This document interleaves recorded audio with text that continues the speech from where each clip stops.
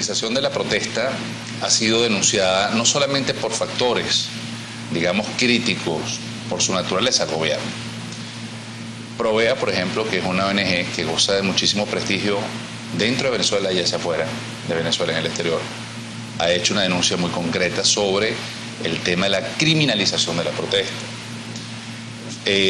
Organismos de derechos humanos han hecho la misma advertencia a propósito de las detenciones que se están ejecutando.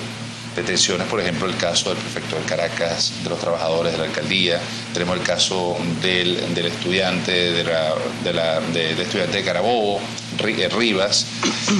Hay una serie de hechos que pareciera configurar esta situación desde el punto de vista legal y político, porque no hay que alejar también, obviamente, de la lectura política de esto.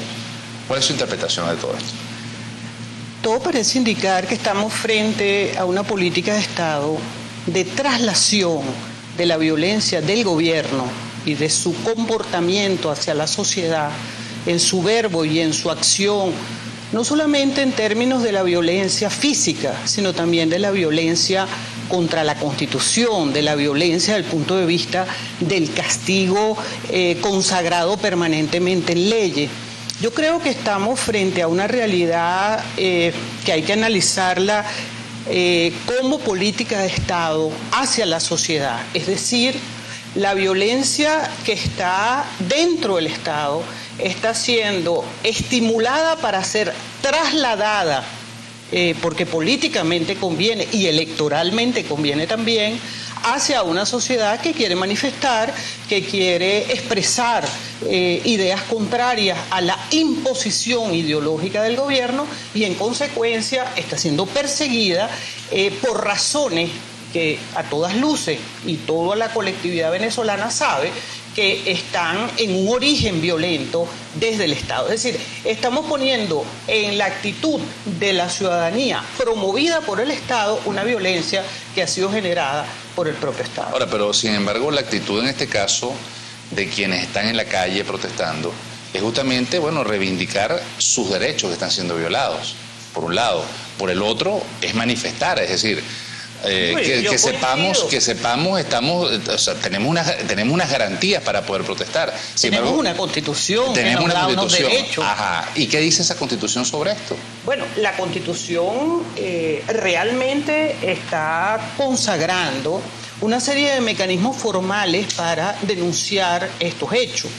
Sin embargo, tenemos que estar claros que como el sistema político venezolano cambió desde el rechazo a la reforma constitucional, en el sentido de que el Estado social de derecho y de justicia de la Constitución del 99 está siendo manipulado para sustituirlo por una constitución que yo diría es la cubana, en términos formales, porque el contenido marxista, comunista de la Constitución cubana, y más si vemos el discurso del presidente, digamos, ya con una adhesión al análisis marxista que ha tenido en estos días, nos muestra efectivamente que la invocación hacia Cuba permanentemente del presidente, el fundamento de los principios de esta Constitución cubana en la sustitución de la Constitución venezolana, indudablemente nos está mostrando que el recurrir a los mecanismos formales de denuncia ante el Ministerio Público, ante la inconstitucionalidad de las leyes, ante el Tribunal Supremo, sus efectos no serán más que vamos a llamarlo así, como un dejar una constancia de la violación constitucional, pero sabemos que los resultados en ningún momento van a ser la satisfacción del reconocimiento de los derechos ciudadanos de los venezolanos. Es claro entonces que nosotros pasamos de un sistema de Estado social de derecho y de justicia basado en la democracia a un sistema marxista de índole de sociedad comunista bajo los principios de la Constitución cubana. No hay nada más triste que haber oído inclusive el apoyo al presidente de la República en Madrid y supuestamente los venezolanos que estaban aupando al presidente lo que gritaban era Cuba, Cuba, Cuba. Tenemos un presidente que viaja en un avión cubano, es decir, la simbiosis del sistema político está absolutamente funcionando y eso está generando que la persecución digamos, la criminalización de la protesta está en función de que la ideología Ahora, no puede ser discutida. Muchos sectores que critican al gobierno invocan el artículo 350 de la Constitución. Sin embargo, usted ha hecho otra lectura y conversábamos fuera del aire que el artículo 333 pareciera ser también que tendría interpretación en esta coyuntura.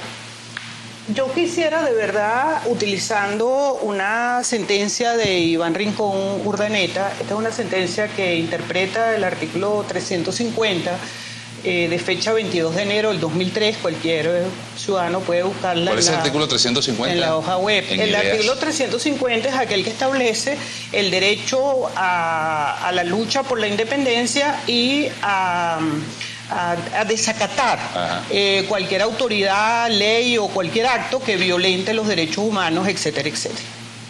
Este artículo 350, que al gobierno lo inquieta mucho, fue interpretado por la Sala Constitucional del Tribunal Supremo de Justicia con un elemento, a mi manera de ver, muy interesante. Ese elemento interesante me lo dice al regreso. Con nosotros, Cecilia Sosa Gómez, aquí, en La Mañana.